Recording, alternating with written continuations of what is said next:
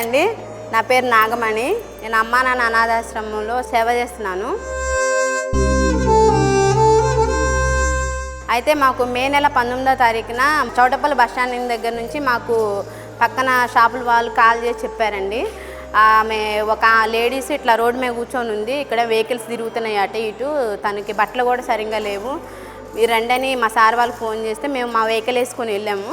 వెళ్తే అక్కడికి వెళ్ళిన తర్వాత తను లేచి రామ్మంటే నేను రాను, ఇక్కడే ఉంటాను, నాకు ఇక్కడే బాగుంది అని అంటుంది.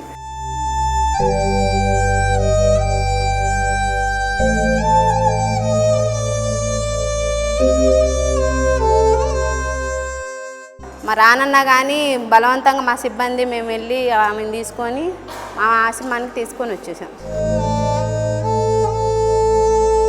వాళ్ళు ఎవరో కానీ ఫోన్ చేసి మాకు ఇట్లా ఇన్ఫామ్ చేశారు, ఒక లేడీస్ ఇలా రోడ్డు మధ్యలో కూర్చుంది, మీరు వచ్చి తీసుకెళ్ళండి అని ఇన్ఫామ్ చేశారు.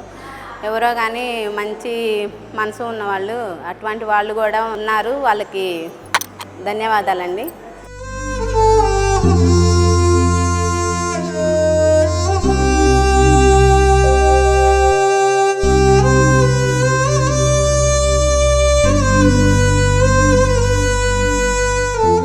ఆశ్రమానికి తీసుకొచ్చిన తర్వాత తను నడవలేని స్థితిలో ఉంది, అసలు ఓపిక లేనట్టు ఎట్టగో ఉంది పాపం.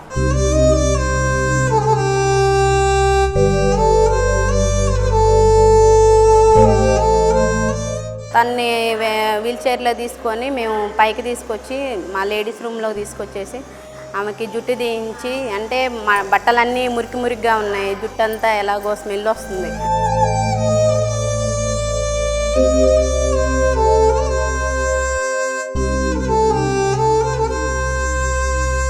ఆమె ఇంటికలు తీయించేసి స్నానం చేయించి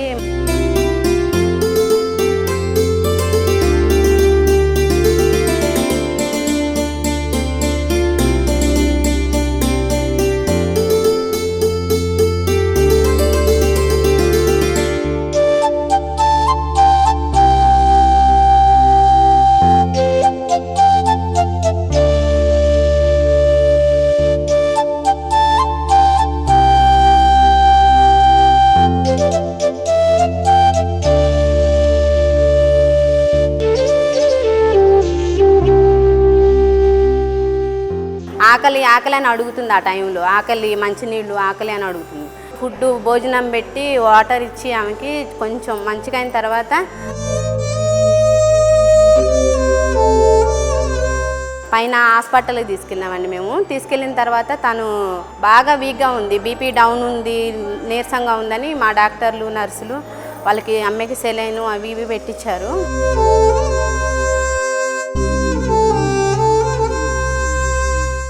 కొంచెం క్యూర్ అయింది, అంటే కొంచెం అప్పటి మీద కొంచెం బెటర్ అయింది. తర్వాత మేము 10 రోజులకు ఒకసారి ఎర్రగడ్డ హాస్పిటల్కి తీసుకెళ్ళామండి. మా 10 మందిని అట్లా తీసుకెళ్తాం, వాళ్ళతో పాటు ఆమెను కూడా కలుపుకొని తీసుకెళ్ళాము. తీసుకెళ్ళినప్పుడు వాళ్ళు ఇచ్చిన మెడిసిన్ వల్ల బెటర్ అయింది కొంచెం. తను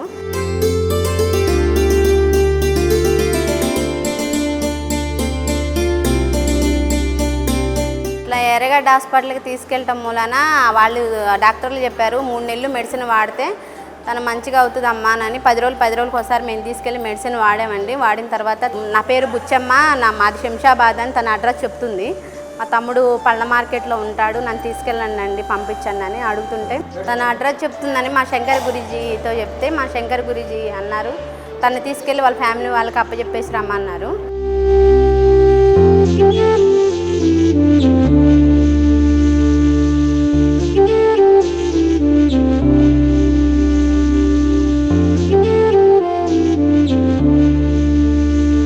పుణ్యలింగేశ్వర స్వామి టెంపుల్కి తీసుకెళ్ళి మేము పూజ చేయించి అభిషేకం చేయించి తను మేము ఆశ్రమం నుండి తీసుకెళ్ళామండి. ఓం శ్రీ పుణ్యలింగేశ్వర స్వామియే నమః.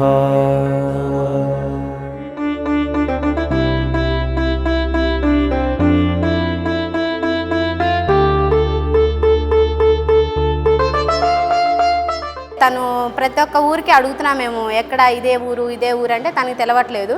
కానీ శంషాబాద్ దగ్గరికి వెళ్ళేకుందిగా తన అడ్రస్ చెప్తుంది, ఇదే మా ఊరు, దగ్గరికి వచ్చాము, ఇదిగో ఈ గల్లీకి వెళ్ళాలి, ఈ రూట్కి వెళ్ళాలి అని. మమ్మల్ని అక్కడి నుంచి మాట్లాడినట్ల మాకే ఆశ్చర్యం వేసింది అసలుకి. కూరగాయల మార్కెట్ కొత్త మా ఏరియాలో ఉన్నట్టే, అక్కడ అందరూ మన తెలిసిన వాళ్ళని. అరే ఇంత ఇంప్రూవ్ అయింది, ఇంత మంచిగా మాట్లాడుతుంది ఈ అమ్మాయి. ఆ రోజున అట్లా రోడ్ల మీద ఉంది పాపం. తను అలాగే రోడ్డు మీద ఉంటే 2 రోజులు అయితే చనిపోయేది పాపం. ఎవరు పట్టించుకోకపోతే ఏముంది.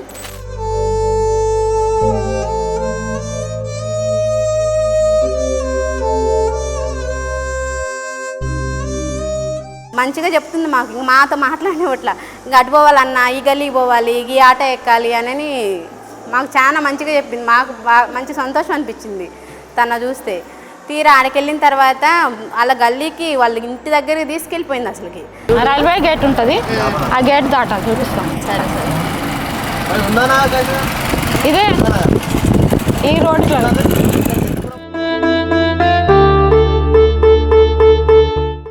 ఇది మా ఇల్లు.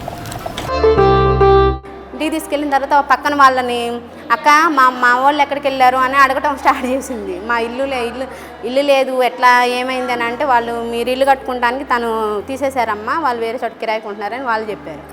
ఆ అడ్రస్ కోసం పక్కన ఉంటే వాళ్ళ నాన్న అసలు మాకు చాలా సంతోషం అనిపించిందండి తను చూస్తే. మా తమ్ముని ఫోన్ చేయి, మా చిన్న ఫోన్ నెంబర్ ఉందా చిన్నది? వరకేనా వెనక కూడానా? ఏం లేదు, అక్కడ వరకు ఉంది, ఈ వరకు, ఈ గడ్డి ఉన్నంత వరకు. సెంటున్నారు. మీకు తెలియదు ఎట్లాంటిదానా? నేను ఎప్పుడన్నా బయటికి వెళ్ళినానా? ఇల్లే తప్పు నాకు ఏం తెలియదు. అలా చిన్న ఇంటికి వచ్చిన, చిన్న నువ్వు ఇంటికి రారా?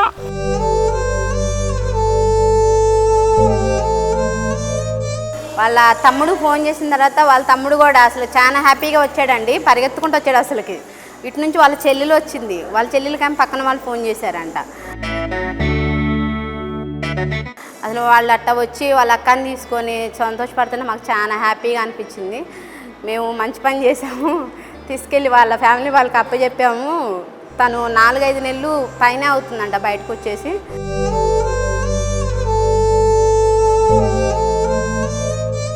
తన ఫ్యామిలీకి అప్పచెప్పినందుకు మాకు చాలా సంతోషం అనిపించింది.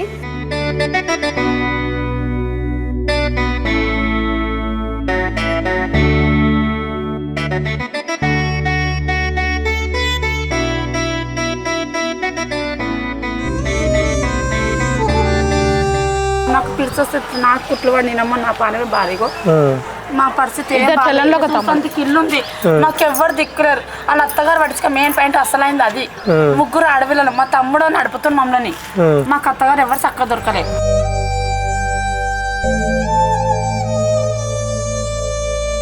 ఈమెకు ఆశ ఉంది లేదని కాదు, ఆశ ఉంది అంత ఉంది, కానీ కొట్టిన విషయం మాకు చెప్పలేదు. చెప్పింటే కేసేస్తుంది మీ.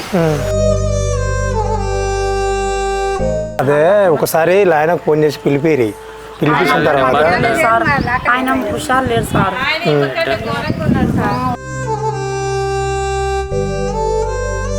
ఏంటంటే మీకు జర మంచిగా ఉంటే మేము ఉంచుకుంటే మా అక్క మాకు బరువు కాదు, మాకు ఒక తల్లిలాగా నా 2 పిల్లలు నడిపింది. కాకపోతే ఉండి చెప్పకుండా ఇట్లా నేను ఇంట్లోకి వెళ్ళిపోతాను 2 సార్లు తప్పిపోయింది. గోళీలు మధ్యలో ఆఫ్ చేయకు, నువ్వు గోళీలు వేసుకుంటూ ఉండాలి. మా తమ్ముడు తెచ్చేస్తాడు తమ్ముడు. అదే మరి నువ్వు గోళీలు వేసుకుంటూ తమ్ముడు ఇంట్లోనే వేస్తాడు. మీ చెల్లె కానీ మీ తమ్ముడు. నేను గోను, ఇంట్లోకి వెళ్ళాను, బయటకి వెళ్ళాను, అడుగు, నేను ఎక్కడ వెళ్ళాను. సరే వాళ్ళ అత్తారింటికి పోతా ఉంటుంది, ఒకసారి వాళ్ళ అత్తారింటి కొద్ది రోజులు ఉంచుకొని పంపిరి. ఉంచుకుంటాం సార్. అమ్మ నాన్న అనాథాశ్రమంలోకి తీసుకొచ్చి మాకు అప్ప చెప్పారు, మా అక్కని మేము తీసుకుంటున్నాము. అమ్మ నాన్న ఆశ్రమం నుంచి మా అక్కని తోలుకొచ్చారు, హ్యాండ్ ఓవర్ చేసారు 2 months తర్వాత. ఇప్పుడు మేము చూసుకుంటాం బాగా.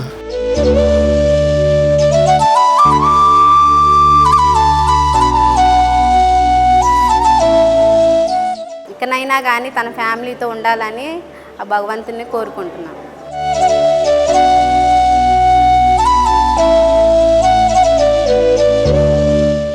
శ్రీ శంకర గురూజీ గత 15 సంవత్సరాలుగా వందలాది మంది అనాథులను సొంతవారి చెంతకు చేర్చి మానవ సేవలో ఉన్న మానసిక తృప్తిని అందరికీ పంచుతున్నారు.